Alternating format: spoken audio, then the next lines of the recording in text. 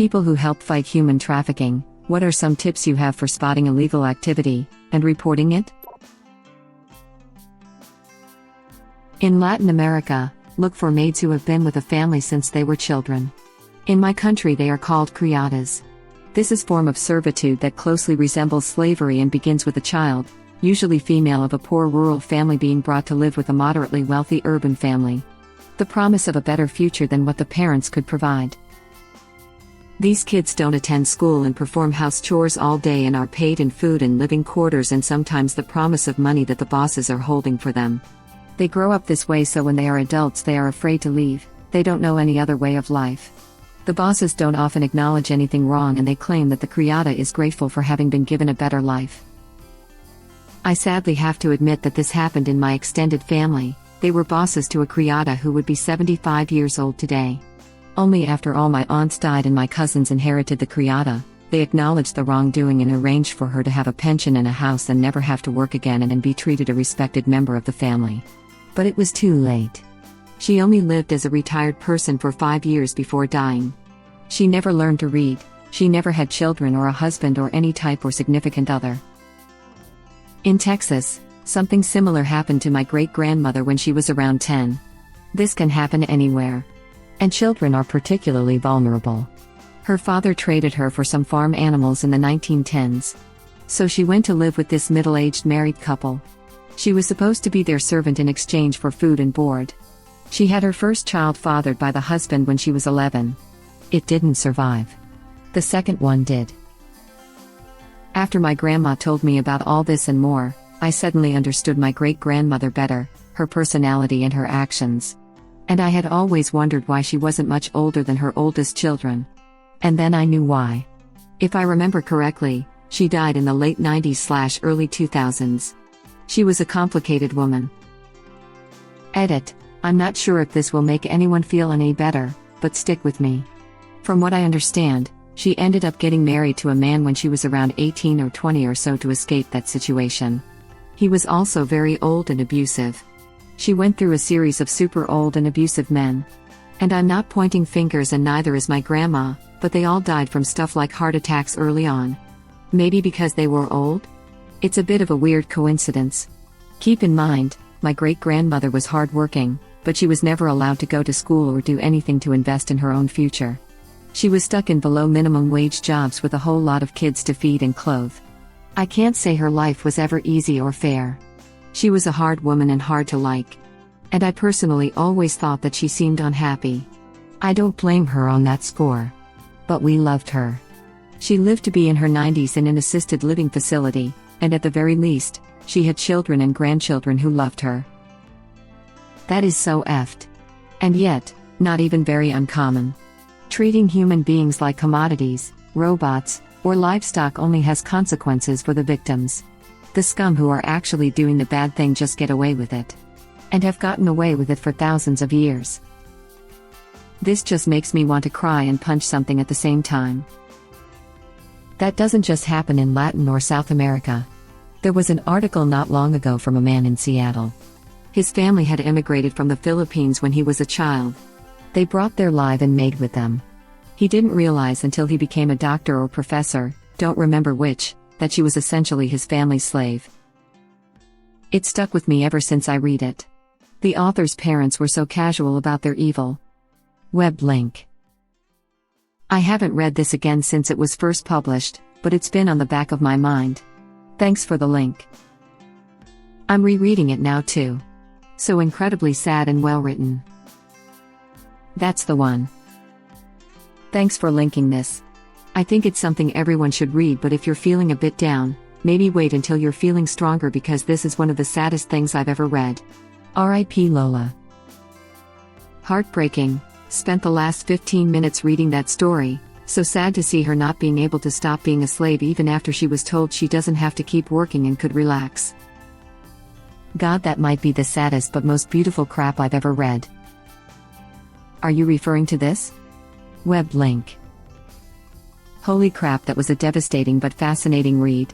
Thank you for sharing it. R.I.P. Lola. I believe the author died not long after writing it, too. My mom was looking for a part-time live-in housekeeper when I was in Kinder, US. A friend from church said that she knew a relative who could help.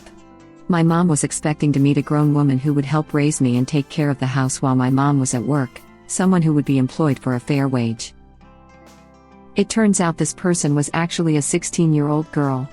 Obviously my mom jumped at the opportunity to hire her and we took her in. Enrolled in school, made sure she got by well in her classes, and she helped my mom with the house and with me part-time. Being paid a full-time wage. We made it very clear that if she did not want to work she would still be supplied with a place to live, food to eat, and a school to go to. She actually sent the majority of her wages back home to her family in a ranch in Mexico. She then graduated, later got married and now has 2 beautiful girls. My mom told me when I was grown that she was daunted by the responsibility of essentially adopting a teenager, but did it because my mom was afraid of what might happen to her or what family she might end up with if my mom did not take her in. Your mom sounds like an amazing woman. Full-on hero. /user 80k is right. Tell your mom everyone on Reddit says she's a badass. I hope it makes her smile. Reddit link. This is such a beautiful break from all the bleak replies to this post. Instead of being turned into a glorified slave, she basically got a second family. Your mom is a badass. We need more people like her. Your mom sounds like an absolutely amazing woman, truly, but did she ask any questions of this friend from church? Like, hooking people up with kids to be slaves is as evil as owning slaves/people. My mom didn't ask at the start because she legit thought it was just, oh, I know someone whose niece needs housekeeping work and might want to do live-in. Once she met the girl and the girl's aunt, my mom totally asked a million questions because she explained the situation to me as detailed as you can to a kindergartner before we took her in. Wow. That is very sad. Thank you for sharing about this. Labor trafficking is just as big of an issue as sex trafficking. Is your post intended to be about sex-related human trafficking? If so, then sorry for the out-of-topic comment. No worries, this is perfectly on topic. It's good for everyone to be aware of all forms of trafficking, not just sex trafficking. Labor trafficking is more prevalent than sex trafficking and just as devastating. But labor trafficking gets little attention as it's more adults impacted than kids. Both deserve justice and attention. I think sex trafficking was probably the original intent, but most of us have never even thought about this type of human trafficking. So this is informative as hell. Most of us have never even thought about this type of human trafficking. Which is probably why it's the most common form of human trafficking. There are more slaves today than ever. Estimates for 2018 put the number of slaves worldwide at approximately 40 million individuals. About 25 million of those are in forced labor. Labor trafficking is the majority of it. Sex trafficking just gets more of an advocating, I think. We had a case like that hit the news the other day. The girl was a slave for 40 years, and when she was in her 20s she was forcefully married with someone in the family so they could keep receiving his military pension after his death. Fortney, she was rescued and managed to keep receiving the money, because she was legally married with the guy. Web link. In Bangladesh we have a similar thing called Tanya, as in her name is usually Tanya. The wealthier family adopts her from a poorer family, but she doesn't get to play, nor go to school like the family's children. She does chores. She gets fed and clothed, but the money goes to her parents. It's a vicious cycle in Bangladeshi society because Tanyas get abused and berated. With the lack of education they tend to make bad decisions when they hit puberty. Sometimes they run away around the ages of 15 to 18 with the first boy nearby that shows them attention. Some Tanyas even go as far as turning to black magic and cursing the families when they grow up. Black magic because these wealthy families pride in themselves being Muslim. And then the stereotype just continues in society that orphaned girls are inherently bad, and that's why they do stuff like turning to black magic. My grandmother here in the US once joked about getting a Tanya when she moved into a big house. It really disgusted me. So that's one way to feel suspicious. Adoption by a family in which their home country's culture looks down on orphans. Because usually it means you're getting a Cinderella situation. That's so horrible. I knew selling poor kids into indentured servitude used to the normal many generations ago in my mother's home country in Eastern Europe, but to see that it is still common in many parts of the world today is really effed up. Also as someone named Tanya, thanks for the heads up where not to visit. Laughing out loud. I sadly have to admit that this happened in my extended family. A variation of this happened to my grandmother. We're Hispanic. She was the darkest of the 3 girls, so my great-grandmother pulled her out of school to help keep the home for the whiter siblings who would, ostensibly, go on to have more success. As it happens, it's true. The others did find success, but we don't know much about them. But their tracks for careers are much different than this side of the family. There is a happy ending though. My grandmother didn't learn how to read, but she sure knew how to keep numbers. She went on to keep, and fully run, a successful farm. My grandmother was well off after running the farm and ensured that my mother was able to get a great education and save our immediate family's branch from falling into the trappings that her older siblings would not avoid. Part of it makes me angry, but my grandmother got her bag and nobody took her for a fool after her childhood. She really came into her own. It makes me sad to think that this is largely still a thing. Thank you for sharing. This same thing also happens in Asia, too, down to the T. My wife used to teach piano in an affluent suburb, and one of her students had an elderly nana who was openly treated like dirt by everyone in the house. She began to suspect this was a case of trafficking/slavery, but shortly after she took a moment to talk to the old lady about her situation, the family got rid of the old lady and subsequently fired my wife from teaching their kid. The family got rid of the old lady. Did they just throw her into the wood chipper or what? Well, Heidi ho, officer. We've had a doozy of a day. Edit. Thanks for the gold, kind stranger. Might I interest you in the college kid suicide pact? Edit 2. Oh, silver 2. Might make some improvements to the new house with that. Edit 3. I got to get a rickety cabin now. Stop awarding me. I can't afford this crap. Might have to rescue a college kid. Edit 4. You guys are doing this out of spite. A Hugs and Wholesome are going to seriously make me go to my college campus and say I got your friend. Edit 5. I hate you. Edit 6. I'm livid. I've gotten platinum and I'm going to wait until people are back on campus to yell at them. You have got to be more careful. These kids just keep killing themselves on my property. Such an excellent movie. That plus Cabin in the Woods makes me think we need way more horror comedies. There was a story like this in The Atlantic a few years ago. Web link. Yikes. That's really horrible. It's good to be aware that both poor and rich people can be exploiters. Our country, Philippines, is unfortunately the global hotspot of child cybersex trafficking in the world. Unlike what's usually portrayed in movies, these children are not kidnapped by syndicates then sold to pedophiles. Sadly, most of the sexual abuses happen at home. Parents or guardians are the ones exploiting them to get money. I am not directly involved in the actual rescue or fight, but I do work with non-profit organizations that provide shelter and therapy for rescued victims. I've met and talked to some of these children. Many of them didn't even realize that they are being abused, especially those who were not raped IRL. They were groomed to think that just getting nude in front of the camera or touching themselves for pedophiles is not bad. I think one important thing is that kids should know when they are being abused. It should be taught in schools. It can save lives. I'm in the US.